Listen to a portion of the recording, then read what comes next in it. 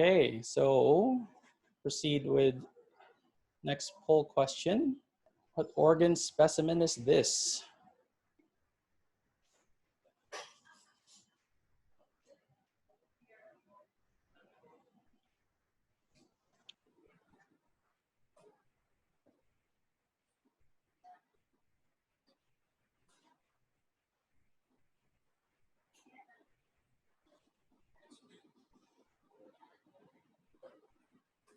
Yeah, I think it's not a very common specimen, but I think most people got it. It's a mastectomy with a capsulectomy.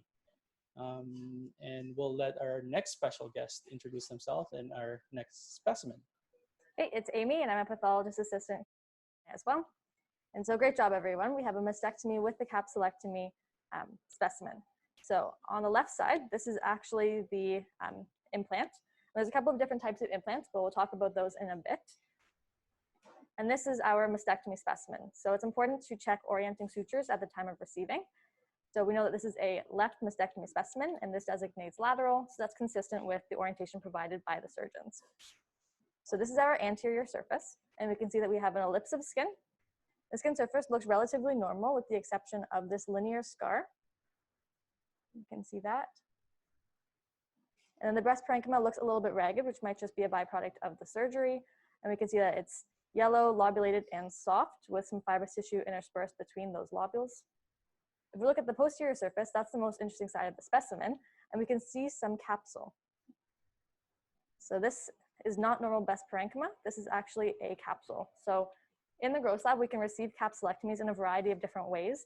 This would be an in situ capsulectomy. So we can see that we have the capsule with surrounding breast parenchyma as a mastectomy specimen. We can also receive the capsule by themselves, so either intact or fragmented.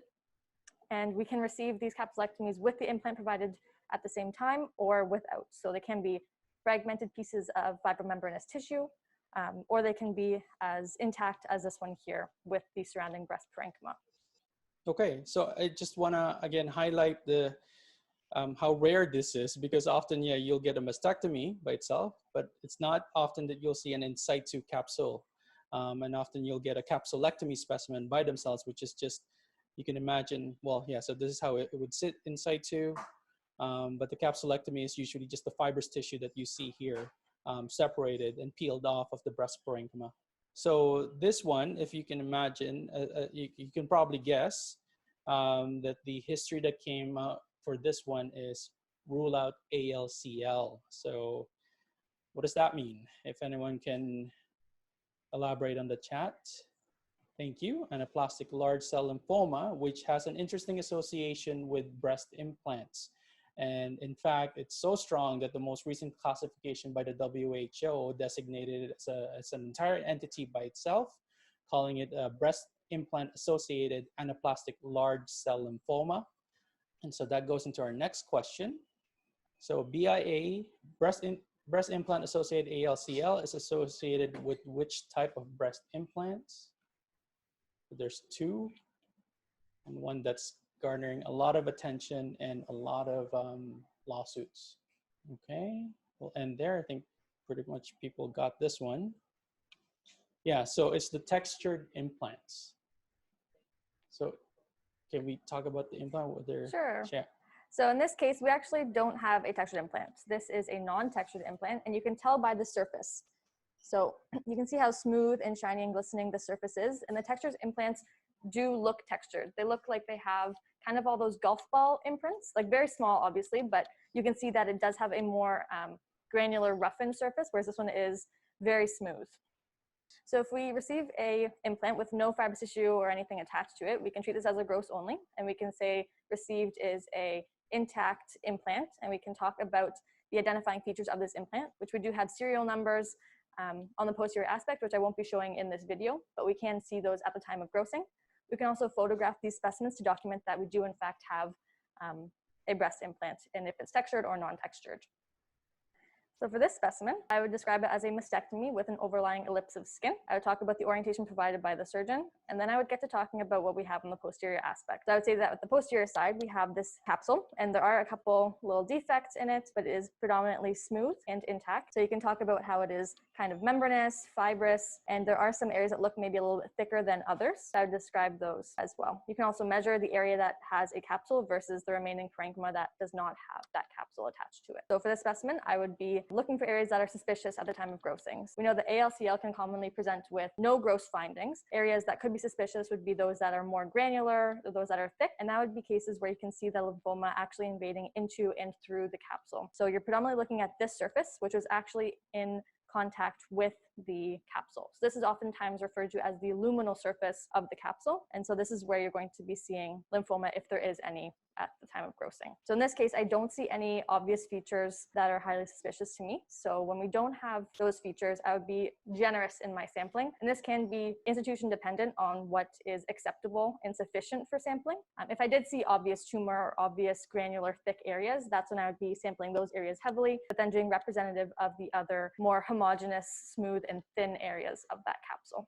Yeah, so this is a paper discussing a protocol on how to handle breast implant capsules, recognizing the fact that this has been receiving a lot of attention. So this group from MD Anderson put together this nice publication, which for the most part is very exhaustive and very detailed. Right, so there is definitely variability among institutions with this being a relatively new category of disease. So this paper goes into talking about how we can orient capsulectomy specimens. So when we have these kind of rare specimens where we have breast parenchyma attached and orienting features like sutures, then we can orient these specimens and we can say this is maybe the anterior wall, the right and left lateral and posterior walls of that capsule. However, as we discussed in the beginning, these can come completely fragmented and unorientable. So that might not work in all cases. So it definitely is a case-by-case and institution-based grossing protocol. So here would be representatively sampling these capsules, and some institutions might entirely submit the capsules if they are highly suspicious for malignancy. So personally, I would be doing serial sections through, again, looking at each slice to assess if there's any thick areas or areas where there's some granularity at that luminal capsule surface, and submitting those. There's some questions, Amy. I can answer the first one. Do we know a history and why a mastectomy was performed? No, the history here is breast implant removal. Rule out BIA-ALCL, which is not uncommon. As you can see, it's non-textured. And usually when you look at the OR list, these implant removals are immediately followed by a replacement implant. So it just kind of goes to show how really how high the suspicion was for ALCL, because if there was suspicion, they would not necessarily be replacing the implant. But that's for another discussion. And I'll let Amy answer the second question. Right, so the question is regarding a classic appearance of a capsulectomy. So it kind of depends on a number of features. So first of all, age of the patient and when they got the implant. So implants that have been implanted for 20, 30 years might look a little bit different than an implant that has been recently infected or recently had some suspicion of malignancy. So I wouldn't say there's a definite classic appearance, where in this case, I do agree, it does look like punctate chicken skin at the center aspect of the capsule. Yeah, sometimes you get them really fibrous, really tough. They would have calcifications and things like that. That's what a capsulectomy looks like. So I think that's pretty much it for this case, right? And if you'll allow me to share a screen, I actually do have. We're trying different things today, and I'm just going to go into the histology. This is a low power view of what the capsule looks like. So when it's submitted, you'll be submitting strips that fit into a cassette. So you'll see these fibrous strips, right? Just to orient everyone, this is going to be the luminal side, and this is the side that's going to be attaching to the pectoralis of the patient. On high power view, this is what the orientation is like. So again, this is going to be where the pectoralis is, and this is the luminal side where the capsule is going to go, or the implant attaches to. And you can immediately see that there's a lot of infiltrate, or it's a lot more busy towards the luminal side. And here's another view where you can kind of see, at least from this low power, that there's all these really big cells lining. And this is often where you'll see anaplastic large cell lymphoma. They will be happening within the luminal aspect of the capsule. And sometimes you'll see them invade all the way through the fibrous capsule and into the wall. And this is, as a lymphoma pathologist, I'm very lucky in that I don't have to deal with margins, for example, but this is the one time where I would have to comment if there's any depth of invasion, because that has been associated with a poorer prognosis.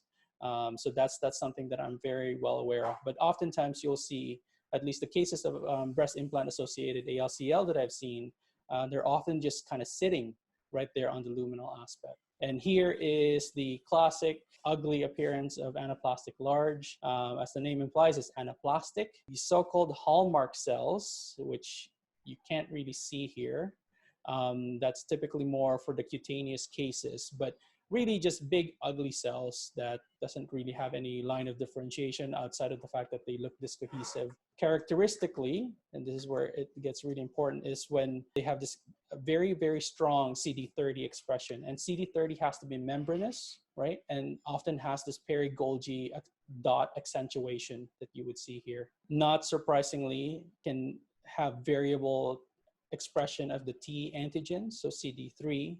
And keratin was just thrown in here just to make sure. So ALK is another one there, and it's highly active. Yeah, so luckily this expressed CD4 and CD8 was negative, so typically that's the pattern. And once in a while, you'll get some CD7 expression, and it's negative for the B cell marker CD20. So in all, this is pretty much the immunophenotype. And you're really hanging your hat on the CD30 and that pattern of CD30 expression to make a diagnosis of anaplastic large. So I'll stop there and launch our last question, which may or may not be clear to people, but I just wanted to hit this point to end this session. Diagnosis of BIA-ALCL is best accomplished by